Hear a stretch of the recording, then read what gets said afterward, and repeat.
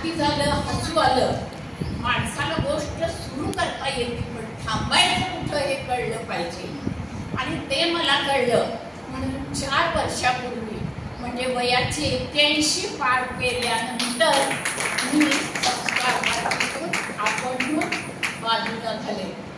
आता तुम्हाला वाटलं असेल 4 वर्षापूर्वी 81 म्हणजे मी अजून 85ची तरुणच आहे आणि राहील असं मला वाटतं. याचं कारण इथं उपस्थित प्रत्येकीला मला सांगावंसं वाटतं की रिकाम्या राहू नका, स्वतःला कशात ना कशात गुंतवून ठेवा की तुमची तब्येत चांगली राहणार.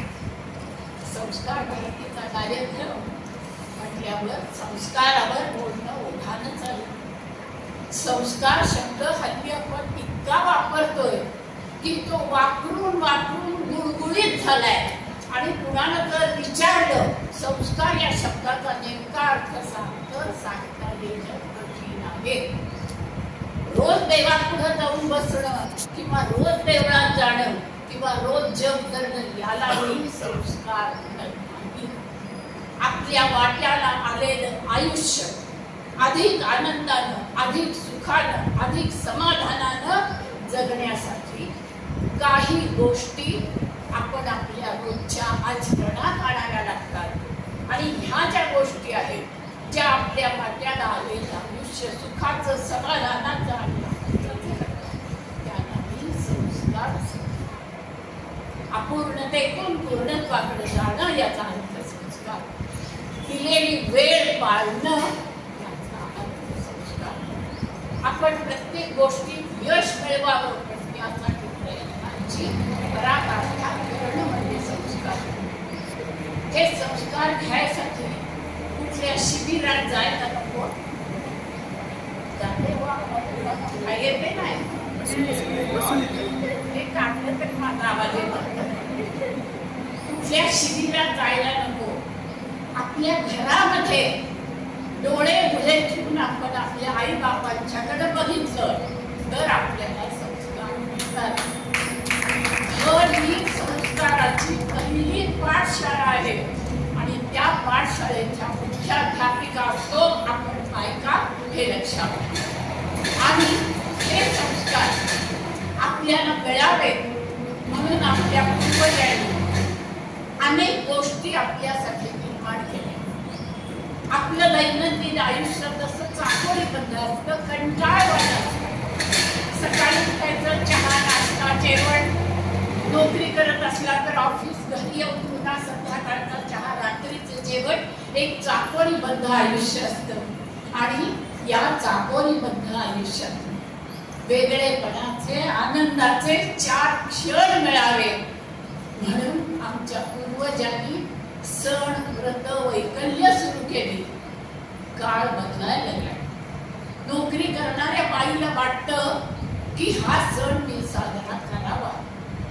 पण काय होतं, ती एखादी गोष्ट करायचा विचार करते आणि त्यावेळेला तिला कुणीतरी म्हणतो, बाबा हे तू करणार आहे, हे असंच केलं पाहिजे, हे करा, हे करू नका, हे खावा, हे खाऊ नका, हे खाल्लं तर पाप लागेल, हे केलं तर पुण्य लागेल. त्यामुळं काही आपल्या हातून चुकायला नको म्हणून आम्ही साध्या साध्या गोष्टी विसरत चाललोय. मी एकदा माझ्या मैत्रिणीला विचारलं, म्हटलं तुमच्याकडे रोज नैवेद्य दाखवतात का? ती म्हणाली, अगं कमल कुठला नैवेद्य आणि कुठलं काय, सगळ्यांचे पोळी भाजीचे डबे भरताना माझं नैवेद्य कधीच संपून जातो. पण कधीतरी सणवारी नैवेद्य दाखवा. आपल्या मुलांना नैवेद्याची मूलभूत संकल्पना कळली पाहिजे. हे करा, ते करू नका, हे खा, ते खाऊ नका, याच्या मागचं मूलभूत सत्य शोधणं आणि ते आचरणात आणणं याला मी संस्कार. अगं नैवेद्य तरी का दाखवायचा? दुपारी 12ची वेळ आहे, माझ्या घरात खायला अन्न नाही. कुणीतरी एक जीव असा असेल की ज्याला खायला अन्न नाही, त्याच्यासाठी 2 घास काढणं ही आमच्या नैवेद्याची संकल्पना आहे. नैवेद्याच्या ताटाखाली आम्ही पाणी फिरवतो, त्याच्या भोवती पाणी फिरवतो. का पाणी फिरवायचं?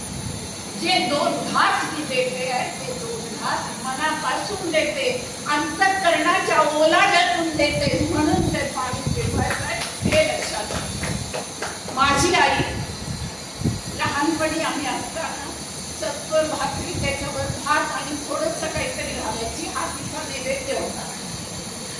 जर कुणी दारावर आलं नाही अन्न मागायला तर माझी आई ती भाकरी आणि तो भात गाईला घालायची. माझे आजोबा जुन्या काळातले पण नव्या विचाराचे होते. ते आईला म्हणायचे, सरस्वती, भाकरी भात हे गाईचं अन्न नाही, तिला काही देऊ नकोस. भुकेला माणूस भाकरी आणि भात खाईल. गाईला तू भाजीची बैठक कोथिंबीरीच्या काड्या घातल्यास तर गाय खाईल, पण भुकेला माणूस ते खाणार. ह्या गोष्टी आमच्या मुलांना घराच्या आईने सांगितल्या पाहिजे. पुंडलिकाचा नैवेद्य म्हणे विठ्ठलानं खाल्ला होता.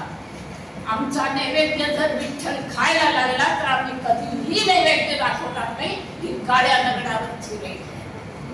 तो खात नाही म्हणून आम्ही नैवेद्य दाखवतो आणि आणलं ते ताट नैवेद्याचं म्हणून आपण खातो. ही नैवेद्याची संकल्पना नाही. माझ्या घरात मी नैवेद्य दाखवत नाही, पण रोज एक मूठ तांदूळ आणि रोज एक मूठ गहू या हिशेबानं नडलेल्या संस्थानात माझा वर्षभराचा नैवेद्य मी अर्पण करते. ही नैवेद्यामागची संकल्पना समजून आणि कधी कधी सणवारी का होईना नैवेद्य दाखवा आणि मुलांना नैवेद्यामागचा संस्कार सांगा. मला लहानपण आठवतं, आजकाल पुरणाची पोळी कुठल्याही दिवशी ऑर्डर दिली तर विकत मिळते. आम्ही लहान असताना असं नव्हतं. सणवारी पुरणाची पोळी व्हायची आणि पोळी कधी करणार, रात्री झोप लागायची नाही, उद्या पुरणाची पोळी खायची आहे म्हणून.